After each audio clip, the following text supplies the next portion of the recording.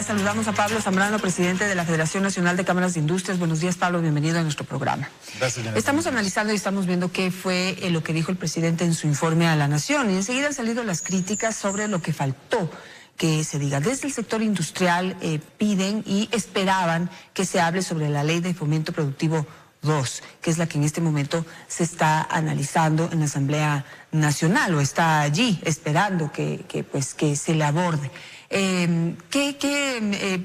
¿Por qué hace falta esta ley? ¿Qué es lo que ustedes esperan? Y también tomar en cuenta que el presidente de la República hizo un llamado al sector empresarial, al sector industrial, a que ya dijo, ya déjense de cosas, ya tienen que dar el paso de confianza y tienen que ya realmente traer las inversiones que tienen afuera y ayudar ya a poner mucho más el hombro para poder sacar adelante nuestro país. Gracias, Janet. Muy buenos días. En efecto, el informe presidencial creo que marca un antes y un después. ¿Desde qué punto de vista? Desde que el presidente de la República hizo un anuncio muy importante, dedicó más del 30%, una tercera parte de su informe, a hablar de temas económicos, de temas productivos, de temas de desarrollo del país. Y creo yo que esa es la onda en la cual debe entrar el Ecuador en este momento. Un anuncio importante que hizo el presidente fue precisamente el hecho de que se van a dar reformas laborales en el país, garantizando derechos. Y es exactamente una postura en la cual trabajadores y empleadores estamos de acuerdo. Porque el diagnóstico es clarísimo. Más del 60% de la población económicamente activa no tiene un empleo fijo. Año a año ingresan 160,000 jóvenes a engrosar lo que se denomina la edad para trabajar. Además tenemos el tema de los migrantes venezolanos, que también nuestros hermanos venezolanos que están en el mercado laboral. Por lo tanto, hay que tomar soluciones en serio y lo más pronto en materia laboral. Entonces, el anuncio que hizo el presidente precisamente va enmarcado en el sentido de que el país tiene que despegar y tiene precisamente que ya dar la vuelta a la página. Y para esto se están haciendo una serie de correctivos económicos, los cuales el sector productivo nacional no los apoya ahora, los ha apoyado durante más de 10 años y hemos solicitado que se hagan esos cambios en materia económica, en materia laboral, en materia tributaria, a través de una simplificación. Entonces, un análisis, digamos así, del informe del presidente de la República, creo que es importante destacar este antes y este después. Hay que seguir en esa senda de cambio de modelo económico que permita el desarrollo del país. ¿Ustedes han conversado ya con el gobierno para ver por dónde va a ir la propuesta de reforma laboral que va a poner sobre la mesa el gobierno nacional? El tema de la reforma laboral se lo ha discutido en el Consejo Nacional del Trabajo. No ahora, no hace un mes, no hace una semana, se lo viene discutiendo desde hace más de 7 meses. ¿Qué es el Consejo Nacional del Trabajo? El Consejo Nacional del Trabajo es una organización que está regida por el Ministerio del Trabajo y en la cual estamos representantes de los empleadores y de los trabajadores. Entonces, las discusiones y las resoluciones que adopta el Consejo Nacional del Trabajo en las propuestas son absolutamente legítimas. Si bien es cierto, hay cuestionamientos de cierta dirigencia gremial, es importante señalar que el Frente Unitario de Trabajadores está representado en el Consejo Nacional del Trabajo a través de un delegado. Entonces, sí existe legitimidad en las resoluciones que se han venido adoptando. ¿Qué es lo que ocurre? Que las resoluciones del Consejo Nacional del Trabajo deben pasar al órgano que toma la decisión, y el órgano que toma la decisión es la Asamblea Nacional. Por lo tanto, es importante que a la Asamblea vaya ya un proyecto de ley que tenga unas características adecuadas que permita una dinamización del mercado laboral y lo que nosotros decimos, más oportunidades para todos los ecuatorianos y empleo con derechos. Esa es nuestra propuesta. Ahora, pero se estaba hablando de incrementar la jornada laboral a 12 horas, se estaba hablando de el trabajo, digamos, por horas, el trabajo temporal. ¿Cuál es allí la principal propuesta sobre la que se han puesto de acuerdo? Muchas gracias por la pregunta, porque hay que aclarar al público. No se pretende, bajo ningún concepto, extender la jornada laboral de 40 horas que existe en el país. Eso se va a mantener. La propuesta que hay es que esa jornada de 40 horas semanales se la pueda extender para 6 días, es decir, trabajando 7 horas diarias de lunes a viernes y 5 horas el día sábado, o acortarla a trabajar 4 días a la semana, 40 horas, ¿no es cierto? Trabajando 10 horas de lunes a jueves o en los horarios que se establezcan. Sin embargo, esta propuesta debe ser acordada entre empleador y trabajador, no va a ser impuesta. Y además, los horarios de trabajo deben ser autorizados por el Ministerio de Trabajo. ¿Pero cuál sería la ventaja, digamos, ¿cuál sería? Repartir estas 40 horas de trabajo? La ventaja precisamente viene del lado del empleador y del lado del trabajador.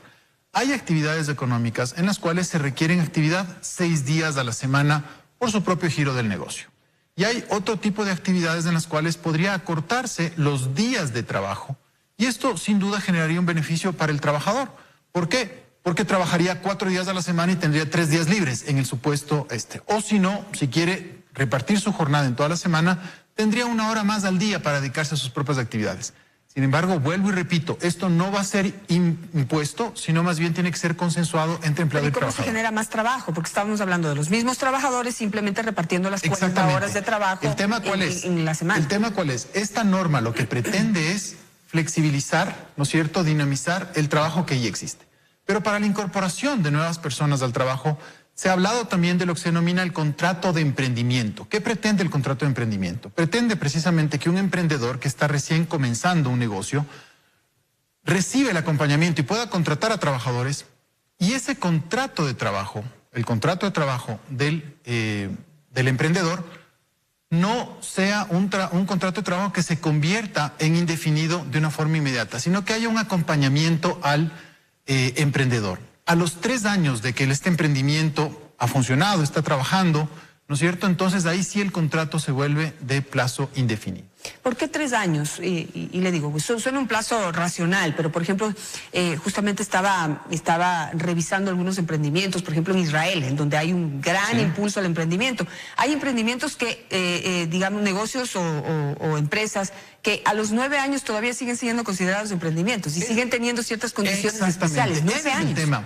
¿Cómo funciona un emprendimiento? Un emprendimiento, ¿no es cierto?, primero nace del valor del trabajo que genera una persona, de las ideas que tiene una persona. Esta persona después tiene que hacer un plan de negocio, tiene que conseguir financiamiento y tiene que empezar a proyectar su emprendimiento. Pero el emprendimiento no tiene resultados de forma inmediata. Esto toma un proceso y nosotros, dentro del Consejo Nacional del Trabajo, a través de los delegados de los distintos sectores, hemos propuesto que esto sea de 3 años. ¿Por qué? Porque consideramos que es un tiempo medio en el cual se puede desarrollar un negocio y además, si es que un emprendedor tiene ya una persona colaborando para sí por más de 3 años, ya debe esto convertirse en un contrato indefinido. Entonces, esta es otra de las propuestas. ¿Cuál es la idea? Y usted hablaba del tema del trabajo por horas. Sin duda, esa también ha sido una propuesta nuestra del sector empleador y sobre todo de los jóvenes, de las mujeres, de las personas de mediana edad que quieren trabajar por hora. Sin embargo, eso está prohibido expresamente, por lo tanto, en la Constitución, por lo tanto, habría que hacer un cambio en la Constitución a través de una enmienda, a través de una opinión consultiva de la Corte Constitucional, es decir, hay que ver el mecanismo exacto para que se pueda permitir en ciertos casos el trabajo por hora, con derechos. No queremos volver a lo que los trabajadores denominan la precarización laboral, sino más bien lo que queremos es incorporar a ese 60% de personas que no tienen empleo a tener un empleo con derechos. Ahora, cuando se habla del trabajo por horas, ¿qué estudios y qué análisis se han hecho? Porque realmente para poder, digamos, aprovechar el tiempo de ese trabajador temporal, por decirlo así, ¿qué es lo mínimo que podrá trabajar? O sea, creo que ese trabajo por horas tiene que tener un mínimo de horas también para que sea productivo también o positivo para ese trabajador. Y allí va mi pregunta, ¿lo mínimo que deberían trabajar no son 4 horas y eso no corresponde a un medio tiempo de trabajo? Es interesante. ¿Cómo son en otros países? ¿Cuál es la realidad en otros países donde existe esta posibilidad de trabajar por horas? Generalmente el trabajador lo que tiene es una jornada de 9 a 5 de la tarde y a partir de esa hora tiene un trabajo suplementario, otro tipo de empleo que le permite generar ingresos extras. Precisamente esa es una de las figuras que se quiere aquí establecer e implementar. Uno de los temas fundamentales es que si llega a aprobarse y si es que hay esta enmienda constitucional, esta reforma constitucional para permitir el trabajo por horas, es que tenga absolutamente todos los pisos de protección social que se denominan. ¿Qué quiere decir esto? Que tenga beneficios con el Instituto de Seguridad Social, es decir, que pueda aportar al Instituto de Seguridad Social. Y esto se da en otros países. Entonces, ¿la idea cuál es? La idea es cambiar precisamente esta lógica de rigidez laboral que existe en este momento para aplicar ideas novedosas que hay en otros países del mundo y poder de esta manera aprovechar el empleo y la capacidad que existe en el país. En el país existe una sobreoferta de mano de obra, de trabajo. Entonces, hay que buscar maneras eficientes de poder colocar a esa mano de obra. La mejor manera, sin duda, es la inversión privada. ¿Qué está pasando en inversión privada? Los empresarios nacionales creen en el país y están trabajando justamente para mejorar en su productividad y en su competitividad. Sin embargo, una fuente muy importante de inversiones es la inversión extranjera. Por ejemplo, en temas relacionados con minería industrial responsable que debe ser apoyada sin duda por parte del gobierno nacional y está siendo apoyada por el gobierno nacional y creemos que esa es una fuente de generación de empleo y también a través de otro tipo de inversión extranjera. Ahora, tenemos un pésimo antecedente y es el tema de la tercerización, que en papel y en proyecto, en el momento que se impulsó la tercerización, también se habló de la posibilidad de integrar a un grupo importante de personas que estaban sin trabajo. Sin embargo, se cometieron abusos. Y falta de control por parte de la autoridad. ¿Cómo evitar y cómo generar la confianza en el sector laboral, en el sector de los trabajadores, de que esta nueva oportunidad de analizar la posibilidad de ver alternativas mucho más flexibles para poder integrar al sistema laboral a 5 millones de personas que están ahorita sin trabajo, no va a ser objeto de abuso por parte del sector empresarial? Mire, la palabra clave usted la ha dicho, confianza. Aquí tenemos que generar confianza a través de un diálogo que sea transparente, que sea absolutamente técnico, pero sobre todo que busque soluciones. El antecedente o el diagnóstico ya lo tenemos, ya sabemos. El grave problema que tiene el país es el desempleo. Entonces, ¿la idea cuál es? Es precisamente generar nuevas oportunidades para todos en el país. ¿Qué controles debemos establecer? La legislación, y esto tiene que pasar a la Asamblea precisamente, debe establecer controles para que no existan abusos hacia el futuro. Y lo más importante, las autoridades del Ministerio de Trabajo tienen todavía esa facultad para poder, a través de los inspectores del trabajo, revisar que no existan abusos frente a estas modalidades novedosas que se pueden volver a insertar. Pero vuelvo a repetir, hay candados constitucionales para dos formas de trabajar. La una, el trabajo por horas, y la otra, la tercerización. No nos olvidemos que en la tercerización laboral, ¿no es cierto?, los trabajadores igual tenían seguridad social y estaban, digámoslo así, recibían sus emolumentos, su salario básico y su remuneración de igual manera. Sin embargo, esas figuras novedosas de poder volver a trabajar a través de horas, por ejemplo, sí deben ser analizadas en el país, porque de esa manera se pueden incorporar sobre todo los jóvenes, que es el segmento que más desempleo está sufriendo en este momento, con un nivel del 30% de desempleo. Ahora, de acuerdo a lo que usted informa en este Consejo de lo Laboral, si ya se están llegando a acuerdos con los trabajadores o con gran parte del sector trabajador del país, si están ya alineando el gobierno también allí y el sector empresarial para encontrar una reforma que luego no se cometa abusos, que sea beneficiosa y que dé resultados, también cuándo va a dar el sector empresarial el voto de confianza. Y retomo, digamos, en ese sentido las palabras del presidente de la República. Hay varios millones de dólares del sector empresarial que están fuera del país y que necesitan retornar para que esa dinamización y esas oportunidades de empleo en esta modalidad o en la antigua modalidad realmente den resultados. Si ustedes no invierten, realmente va a ser muy difícil también generar las nuevas plazas de trabajo pese a las condiciones, digamos, diferentes que se puedan aprobar. Mire, yo creo que el sector empresarial está retomando la confianza en el país y prueba de ello es que en el año 2018 hay dos cifras muy interesantes. En primer lugar, la cifra más alta de inversión extranjera directa en el país, que fue de 1.450 millones de dólares, del cual la mitad de esto fue en temas de minería. Y la segunda cifra, que es fundamental, es que en lo que se denomina la formación bruta de capital variable, es decir, la inversión económica en el país, el año pasado también el sector empresarial, el sector privado aportó con más de 16.000 millones de dólares. ¿Qué quiere decir esto? Que se está creyendo en el país y que el sector privado cree en el país. Es importante el hecho de hacerle más atractivo al país para que vengan capitales, nacionales o extranjeros.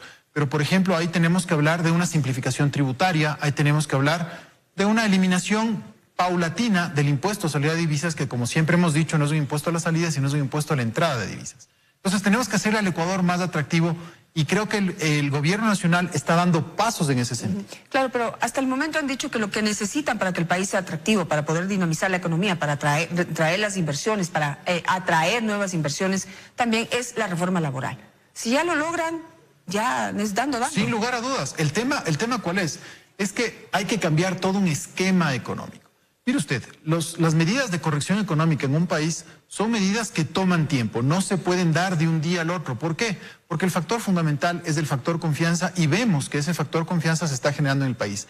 El hecho de que el Ecuador haya arribado a un acuerdo con organismos multilaterales de crédito como el Fondo Monetario Internacional, como empecemos a ser parte de la OCDE, recibamos créditos del Banco Interamericano de Desarrollo, del Banco Mundial, de la CAF, entre otras cosas, demuestra la confianza que se está generando en el país. Y precisamente ese es un valor fundamental que se requiere para incrementar las inversiones, que de hecho se están incrementando, y que el Ecuador tiene que hacer un llamado a la comunidad internacional para que puedan venir acá inversionistas que responsablemente puedan trabajar en el país. Bueno, el gobierno ha anunciado que esa reforma laboral, en principio dijeron que se iba a hacer en octubre, ahora parece que se va a adelantar, se va a presentar un proyecto ya antes, así que vamos a estar pendientes de lo que el gobierno proponga. Esta semana estará en este programa precisamente el ministro del Trabajo y también estará aquí el ministro de Economía, con quienes tendremos la oportunidad de hablar de este y otros temas. Muchísimas gracias, Pablo, por estar esta mañana con nosotros. Es tiempo de una